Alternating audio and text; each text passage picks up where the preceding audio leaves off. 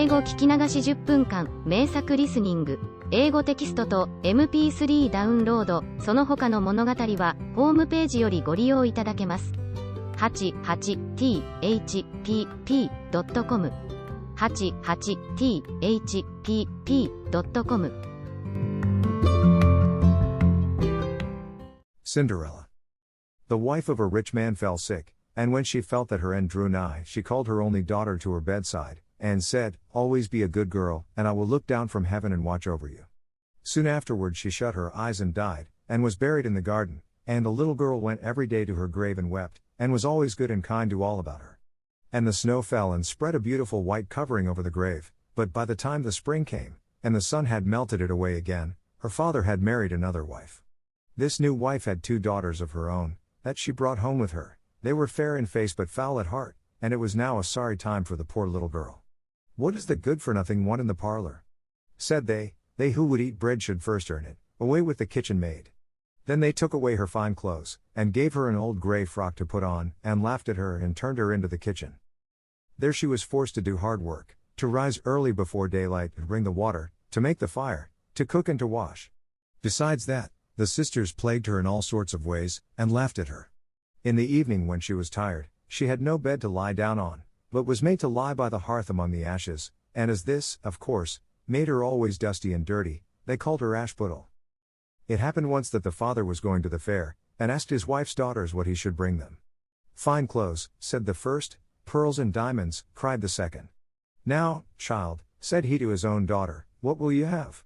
"The first twig, dear father, that brushes against your hat when you turn your face to come homewards," said she.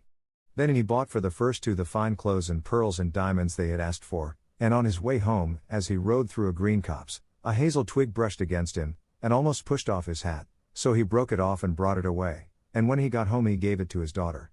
Then she took it, and went to her mother's grave and planted it there, and cried so much that it was watered with her tears, and there it grew and became a fine tree. 3 times every day she went to it and cried, and soon a little bird came and built its nest upon the tree, and talked with her, and watched over her, and brought her whatever she wished for. Now it happened that the king of that land held a feast, which was to last 3 days, and out of those who came to it his son was to choose a bride for himself. Ashputtel's 2 sisters were asked to come, so they called her up, and said, "Now, comb our hair, brush our shoes, and tie our sashes for us, for we are going to dance at the king's feast." Then she did as she was told, but when all was done she could not help crying, for she thought to herself, she should so have liked to have gone with them to the ball, and at last she begged her mother very hard to let her go. "You, Ashputtel," said she, "you who have nothing to wear, no clothes at all, and who cannot even dance, you want to go to the ball?" And when she kept on begging, she said at last, "To get rid of her, I will throw this dishful of peas into the ash heap, and if in 2 hours' time you have picked them all out, you shall go to the feast too." Then she threw the peas down among the ashes, but the little maiden ran out at the back door into the garden, and cried out, "Hither, hither, through the sky, turtle doves and linnets, fly. Blackbird, thrush, and chaffinch gay, hither, hither, haste away. One and all come help me, quick.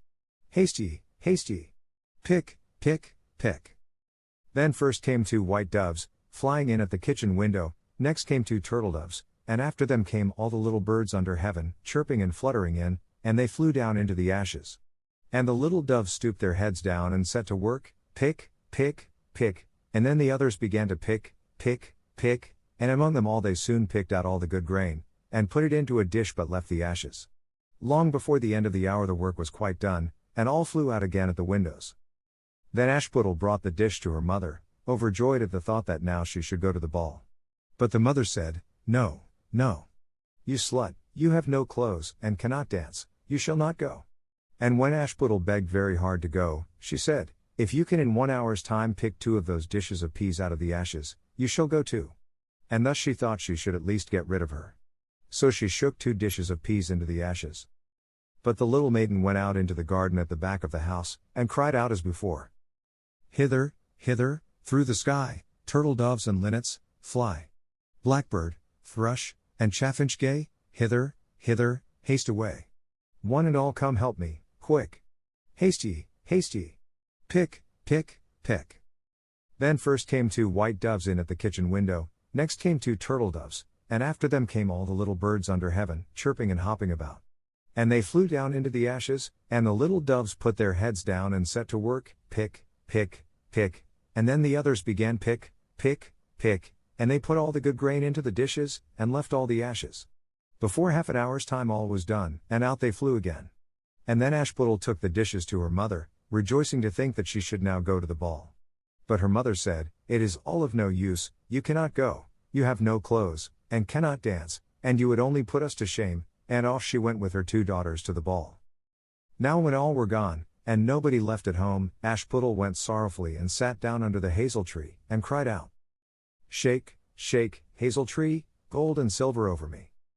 Then her friend the bird flew out of the tree, and brought a gold and silver dress for her, and slippers of spangled silk, and she put them on, and followed her sisters to the feast.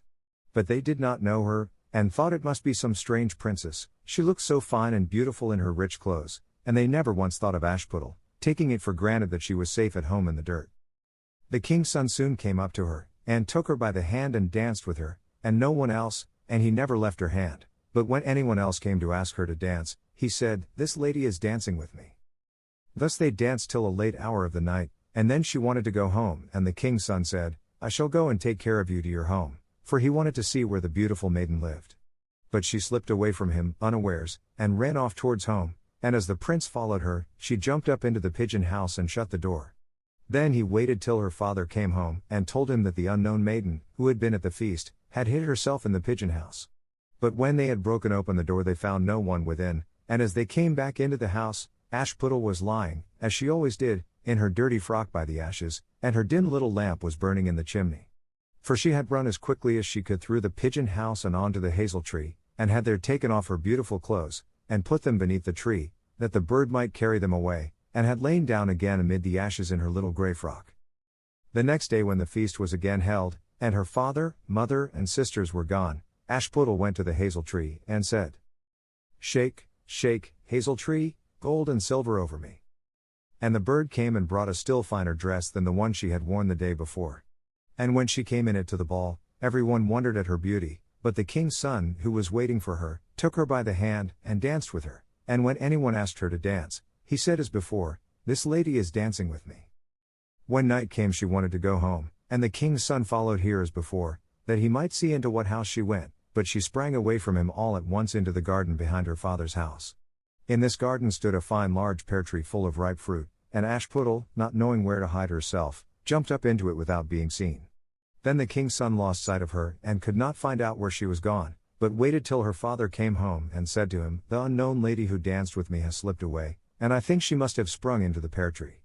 The father thought to himself, "Can it be Ashputtel?" So he had an axe brought, and they cut down the tree, but found no one upon it. And when they came back into the kitchen, there lay Ashputtel among the ashes, for she had slipped down on the other side of the tree, and carried her beautiful clothes back to the bird at the hazel tree, and then put on her little grey frock. The third day, when her father and mother and sisters were gone, she went again into the garden, and said, "Shake, shake, hazel tree, gold and silver over me." Then her kind friend the bird brought a dress still finer than the former one, and slippers which were all of gold, so that when she came to the feast no one knew what to say, for wonder at her beauty, and the king's son danced with nobody but her, and when anyone else asked her to dance, he said, "This lady is my partner, sir." When night came she wanted to go home, and the king's son would go with her, and said to himself, "I will not lose her this time," but, however, she again slipped away from him, though in such a hurry that she dropped her left golden slipper upon the stairs.